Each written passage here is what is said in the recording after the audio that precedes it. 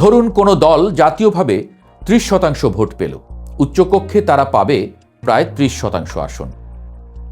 এর ফলে কি হয়?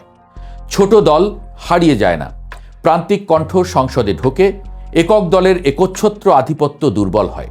বাংলাদেশের রাজনীতিতে যেখানে জয়ী সব ন্যায় সংস্কৃতি দীর্ঘদিনের, সেখানে এই পদ্ধতি হবে একেবারেই নতুন অভিজ্ঞতা।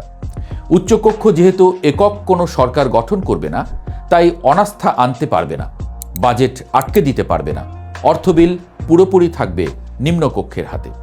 কিন্তু আইন, সংবিধান সংশোধনী, রাষ্ট্রের দীর্ঘমেয়াদী কাঠামো, হ্যাঁ, এখানেই উচ্চকক্ষের গুরুত্ব। নিম্নকক্ষ থেকে পাশ হওয়া বিল উচ্চকক্ষে যাবে, সেখানে খুঁটিয়ে দেখা হবে। সংশোধনী আসতে পারে, 2 মাস ধরে প্রশ্ন চলতে পারে। যদি মতবিরোধ হয়, সমঝোতার পথ খোঁজা হবে।